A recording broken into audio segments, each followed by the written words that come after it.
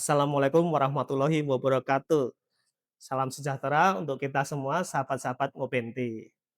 Kali ini saya Hermawan Sugianto sebagai host dari Ngopenti akan melakukan bincang-bincang tentang penyajian informasi label pada kemasan benih. Ini suatu yang sangat menarik, informasi di sini sangat penting untuk dunia perbenihan kita. Kenapa? Karena di dalam label itu pasti menyimpan seperti KTP, identitas suatu benih, teman-teman Ngopenti. Jadi dengan hanya melihat label, kita bisa tahu benih apa yang ada di dalamnya. Nah, untuk mengulik informasi ini, di sebelah saya sudah ada Bapak Endar Heri Susanto. Dia adalah PBT, ahli muda yang sudah berkecimpung di dunia perpenihan puluhan tahun. Jadi informasi, pengetahuan, asam garamnya itu sudah sangat matang teman-teman Ngopenti. Jadi informasi yang akan disampaikan oleh Pak Endar ini sudah dipastikan tidak kaleng-kaleng lagi. Mari kita sambut Pak Endar. Bagaimana kabarnya Pak Endar? Alhamdulillah. Terima kasih Mas Heri atas perkenalannya. Mohon maaf tadi disampaikan, ya sebenarnya kita sama-sama belajar ya. Terlalu berlebihan yang disampaikan Mas Heri kan begitu. Nah pada intinya kita harus selalu belajar, dimanapun juga, apalagi kita di bidang perbenihan hortikultura. Iya, terima kasih Pak Endar untuk waktunya juga bisa mengisi sebagai narasumber kali ini. Dan sekarang kita akan membahas tentang label, Pak. Label benih ini kan kita tahu sendiri sangat-sangat penting di dalam dunia perbenihan. Kita kita tahu sendiri kalau label itu sangat menentukan apa mutu dari suatu benih yang kita beli, suatu benih yang akan kita tanam. Dan mutu benih itu kan pasti akan sangat menentukan hasil akhir dari tanaman kita. Nah, tapi selama ini pemahaman masyarakat, anggaplah saya ini masyarakat umum, pemahaman saya itu masih sangat kurang, Mbak, terhadap benih. Jadi yang ingin saya tanyakan pertama kali ini, sebenarnya benih itu sendiri itu apa sih? Oke, ya makasih. Jadi emang benar tadi disampaikan, benih berlabel itu sangat penting kan begitu ya. Jadi masih ada sebagian di petani kita, jadi menanam benih itu artinya yang penting asal nanam kan gitu, tapi tanpa mengetahui, legalitas ataupun dari, keaslian atau kemurnian dari benih tersebut. Karena kalau kita cuman melihat benih, melihat tanaman fisiknya gitu atau umbi atau biji, kita nggak bisa mengetahui benih tersebut benih bermutu atau tidak kan gitu. Jadi keterangan ini cuman bisa kita lihat dari label benih. Karena contoh misalkan kalau kita ngelihat ada bawang merah, ada kentang, benih cabai, kita nggak tahu benih tersebut dihasilkan dari proses yang namanya sertifikasi atau tidak kan begitu. Itu cuman bisa dilihat dari label benih. Apa sih namanya label benih? Label benih adalah surat keterangan atau keterangan kan begitu ya, yang menerangkan di situ ada namanya siapa petani atau produsen benih tersebut. Apa sih produsen? Produsen adalah petani yang membuat benih. Nah, untuk membuat benih itu nggak semua petani bisa, tapi harus melewati beberapa tahapan. Jadi misalkan dia harus terdaftar di BPSB. Apa sih BPSB? BPSB adalah Balai Pengawasan dan Sertifikasi Benih yang ada di tiap provinsi. Biasanya ini adanya di ibu kota provinsi, kecuali di Provinsi Sumatera Barat dan Jawa Tengah. Yang Sumatera Barat adanya di Kota Bukit Tinggi dan Jawa Tengah adanya di Kota Solo. Jadi kalau lainnya hampir semua di ibu kota provinsi. Setelah penangkar atau peneliti mendapatkan Serkom, sertifikat kompetensi benih, nah baru dia bisa melakukan perbanyakan perbanyakan benih secara legal, dalam tanda kutip dijamin ini. Jadi kalau misalkan dia mau memperbanyak benih duren, jadi jelas durian ya, kadang orang nyebut duren, kadang durian, ini kan sesuatu yang, eee, alhamdulillah kekayaan logat kita ya, seperti lengkeng nih, ada yang nyebut lengkeng, ada yang nyebut kelengkengan gitu, tapi artinya itu it's okay lah kita kembali ke intinya. Jadi kalau orang mau memperbanyak tanaman buah misalkan durian, jadi jelas nih, misalkan orang mengklaim saya mau memperbanyak durian, petruk.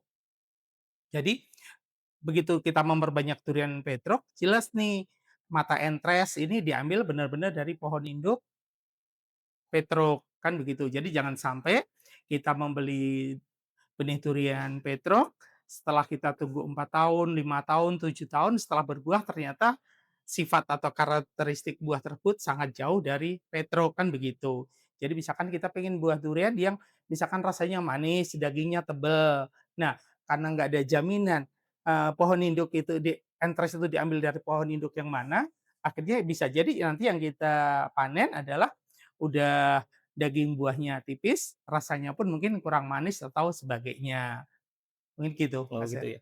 Jadi intinya label itu sebagai kayak identitas dari suatu tanaman ya, Betul, Pak, ya. betul, Jadi dengan setuju. adanya label itu, tanaman memiliki suatu kepastian Betul, kepastian. setuju. Jadi dia bukan yang palsu. Betul. Tapi apakah label sendiri itu tidak bisa dipalsu, Pak? Nah, kalau ngomong kepalsuan itu artinya kan itu namanya udah tindak pidana ya, pemalsuan kan begitu. Nah, padahal sedangkan yang kita sampaikan karena label itu tidak semua orang, tidak semua pihak bisa menerbitkan label benih, kan gitu. Jadi yang boleh menerbitkan label benih pertama adalah lembaga itu tadi, apa saya sebut BPSD, Balai Pengawasan dan Sertifikasi Benih. Ini kalau produsen yang sertifikasinya masih ke BPSD.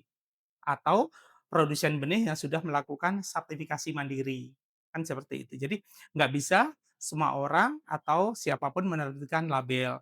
Dan perlu diketahui di label benih itu ada beberapa penciri yang ini bisa ditandain. Artinya orang paham nih, label benih ini dikeluarkan oleh BPSB provinsi A atau bukan. Karena gitu. Jadi misalkan di situ ada nomor seri label. Jadi misalkan, Mas Heri nih produksi benih durian sebanyak 10.000 batang. Nah, 10.000 batang itu nanti, di akhir pengajuan sertifikasi akan dikeluarkan namanya sertifikat benih. Jadi dari pengajuan oleh Mas Heri, nomor induk sertifikasi sekian akan dikeluarkan sertifikat benih. Jadi ini lulus sebagai benih sebar. Benih sebar itu nanti akan dikeluarkan label benih nih dari nomor 001 sampai 10.010.000 dan nomor itu tidak ada yang double, nggak bakalan ada double, tapi semua akan berurutan. Nah, itu sebagai salah satu penciri untuk men-tracking label benih itu benar atau tidak yang dikeluarkan oleh suatu instansi BPSB di suatu provinsi. Jadi sangat unik lah ya. Iya, Setiap betul. label itu selalu berbeda dengan label yang lain dan Betul, ada betul. pengaman di situ Ada ya. pengaman, betul. Jadi orang pun kalau mau memasukkan label tersebut, artinya dia perlu effort Perlu effort dan dan mungkin masih belum bisa sama gitu ya. Jadi iya, artinya label ini sangat penting, jangan sampai petani kita menanam durian, sudah sampai 7 tahun ternyata yang ditanam zonk gitu ya, betul, karena betul, tidak betul, ada labelnya. Kalau udah ada labelnya kan kita pasti ya, ini bawor, ini musangking atau apa, pasti betul, ada kepastiannya dan betul. pasti hasilnya juga bagus. Kemudian Pak, saya ini ingin tahu, kan kemarin itu kan saya pernah lihat di internet itu label-label itu kan ada warna-warni itu Pak, Oh, ada yang iya. kuning, ada yang putih, biru, itu apa sih Pak? Ya, jadi gini Mas Heri, label itu diterbitkan ada maksud dan tujuannya kan gitu. Jadi label itu dikeluarkan bukan kok seperti merah, kuning, hijau kan gitu Iya, ya, kayak oh lagu kayak pelangi gitu kan, tapi apa artinya, bedanya gitu? eee warna label itu membedakan kelas benih tersebut kan begitu. Jadi kalau kita bicara benih, kelas benih tertinggi itu adalah benih penjenis ya. Benih penjenis itu, warna labelnya adalah label warna kuning.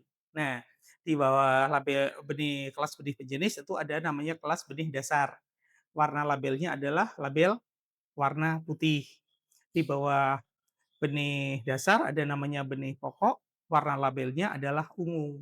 Nah, kebanyakan yang kita tahu, kita jumpai adalah benih sebar, yaitu label benih warna biru, gitu Mas Heri. Ini terutama yang kita kelihatan kalau kita benih-benih bentuk batang ya, karena label biru itu akan nempel di bibit Iya. tersebut. Tapi cara dapat prosesnya kelas-kelas benih ini sama Pak? Otomatis karena namanya kelas yang berbeda, kualifikasinya berbeda, pasti akan berbeda kan begitu nih.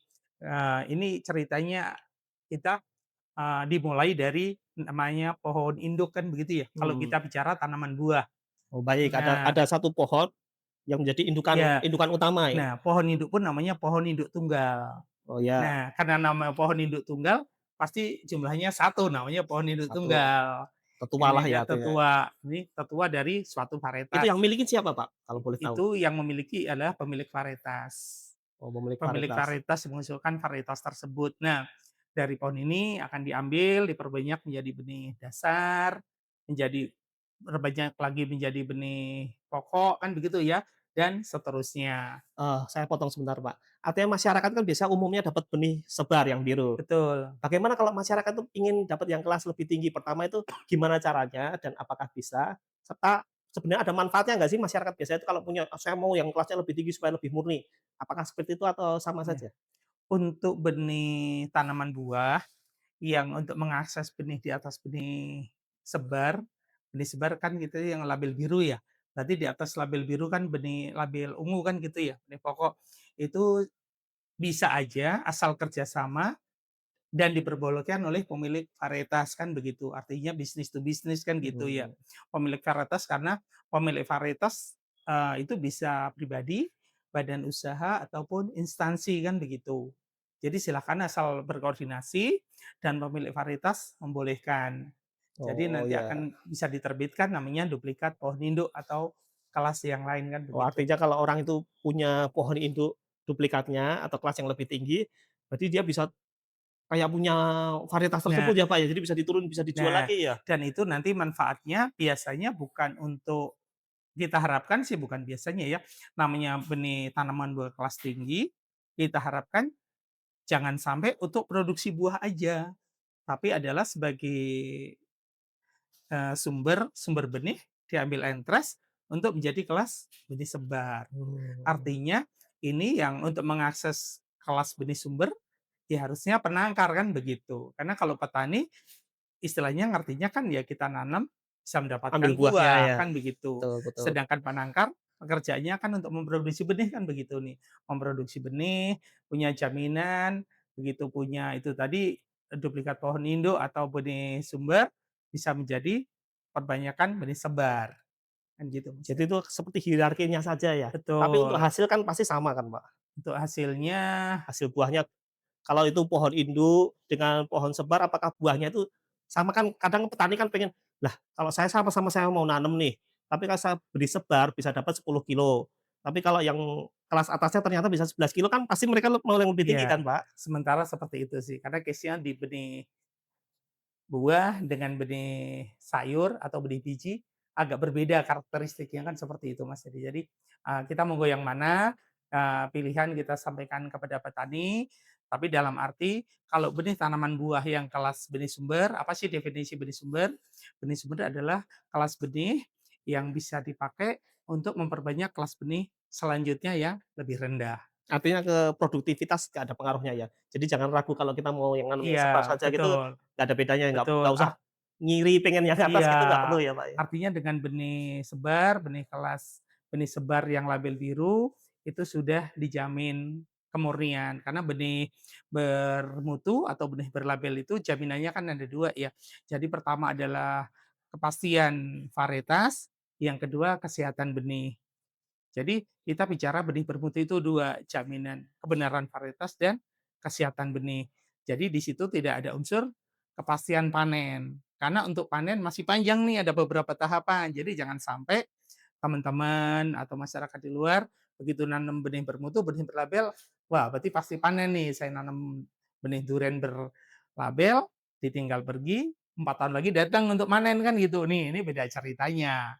Karena untuk panen masih diperlukan tahap budidaya, Betul. perawatan, maupun, penanganan dari serangan OPT kan begitu. Karena bagaimana kita nanam, kita tinggal 4 tahun, jangan-jangan belum ada 2 tahun udah dimakan Nyerayap pempek apa kan gitu ya? gitu. Artinya Betul masih betul. banyak hal-hal yang harus dikendalikan Iya dalam iya iya. budidaya.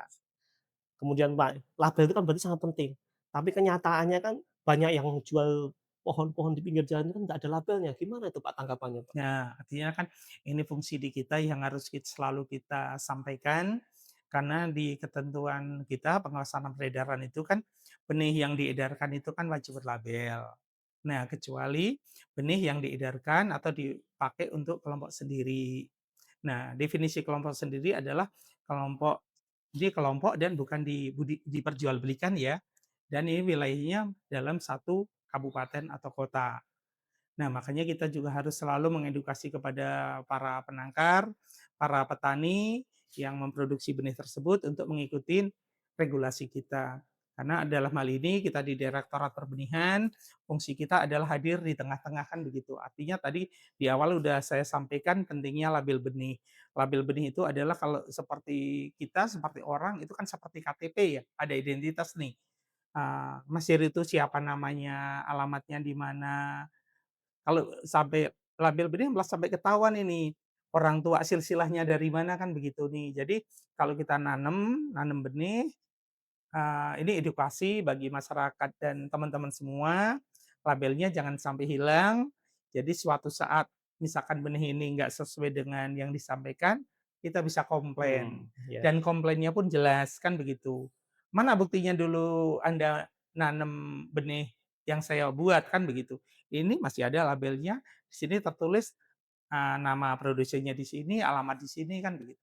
Jadi terukur gitu loh Mas Heri. iya, Nah, khusus atau untuk benih bantuan pemerintah, eee, itu diwajibkan harus berlabel, berlabel. terutama untuk benih bentuk batang ya, ini benih batang di Ditjen Horti pernah, sampai saat ini masih berlaku keputusan Dirjen Hortikultura nomor 131 tahun 2022, itu jadi adalah bantuan, SOP, pedoman bantuan benih pemerintah.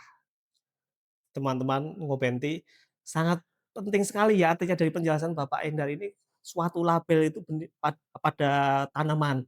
Dan ini baru pada tanaman buah, tanaman batang, kita belum ke tanaman yang biji.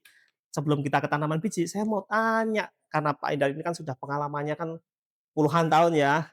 Jadi saya mau tanya ke Pak Endar, Pak, pengalaman apa yang mungkin menurut Bapak paling aneh atau paling lucu dalam kasus label ini, yang pernah Bapak tangani? Jadi gini, Mas Heri, saya sampaikan, benih ini bagi kita insan perbenihan dengan teman-teman di luar itu, eee, berbeda sudut pandangnya. Kalau teman-teman di luar, artinya bukan di perbenihan, nganggep benih ini sebagai input atau faktor produksi kan gitu ya. Karena kita nanam, dengan ditambah nanti ada pupuk, saprodi, dan yang lain, baru panen, mendapatkan output nih. Sedangkan bagi kita, orang perbenihan, benih ini adalah output akhir kan gitu. Karena kita memproduksi benih, begitu, lewat proses sertifikasi, pemeriksaan pertama, kedua, pemeriksaan pasca panen, kan begitu ya. Nah, begitu selesai pasca panen diterbitkan sertifikat, diterbitkan label.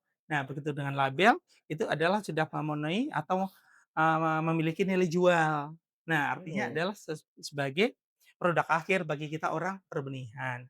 Nah, di sini emang banyak, eee, karena benih itu kan sesuatu yang penting iya, dalam usaha tani, tapi sisi lain juga ini adalah sebagai syarat dalam perdagangan ya, betul. baik Pasti nasional kan banyak maupun kasus nih, internasional kan menarik nih, seperti iya. itu, nasional maupun internasional.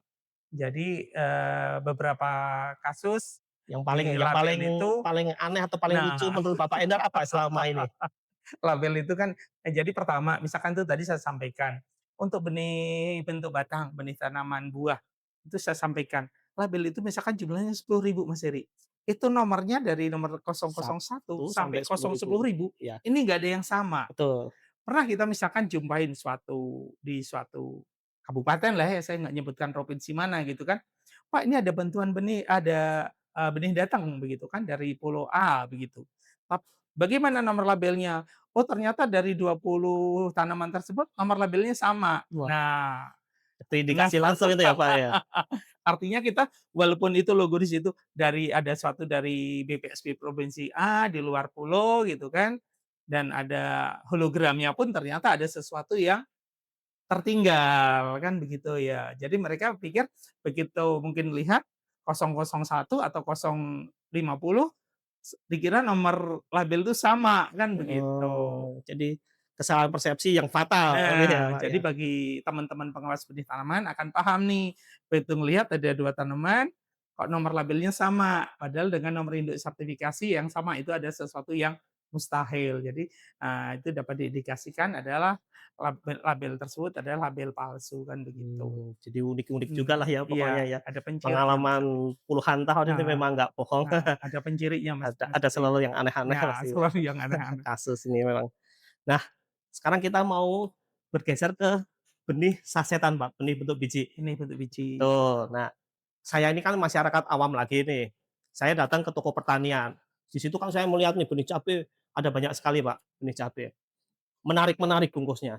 Tapi sebagai masyarakat awam, apa yang harus saya lihat dari bungkusan itu Iya. tuh? Jadi tadi saya sampaikan untuk benih bentuk buah, label itu nempel di batang, bentuk batang. Nah, sedangkan, untuk benih biji itu, label nempel di kemasan. Nah, bentuk biji itu biasanya itu tadi seperti contohnya, bentuk benih cabe kan begitu ya, dikemas misalkan bentuk, beratnya 10 gram atau 100 biji kan begitu. Nah, kita untuk kepastian jadi kita harus tahu, jadi produsen benih itu ada 2 jenis untuk benih biji, ada yang sertifikasinya lewat BPSB, yang kedua mereka adalah, sertifikasi secara mandiri kan begitu nih. Jadi kita sebut mereka sudah menerapkan sistem manajemen mutu. Nah kalau yang ke BPSB berarti ada nanti di belakang setelah label benih yang keterangan daya tumbuh berapa persen, kadar air berapa persen, kadaluarsa berapa, nanti ada tulisan nih BPSB provinsi A, kan begitu. Nah, sedangkan produsen yang sudah sertifikasi mandiri di situ di belakang nanti akan ditempel nih, misalkan produsen dengan nomor LSSM, LSSM itu Lembaga Sertifikasi Manajemen Mutu Benih Tanaman Pangan dan Hortikultura nomor sekian, atau LSSM Baby, atau Sakti kan begitu nomor nomor sekian. Terus di pojok nanti akan ada tertulis gambar lingkaran warna biru, kan begitu. Itu menunjukkan kelas dari benih tersebut ya, Pak? Betul, artinya ini kelas benih Sebar. sebar, Tunggu saya potong, Pak. Kalau di benih batang tadi kan ada warna-warni ya. betul. Kalau di benih biji apakah ada, Pak? Kalau di benih biji, saya lihat kalau untuk di horti belum pernah lihat ya, tapi kalau untuk di benih seberang ada, tapi kan kita nggak bahas ya.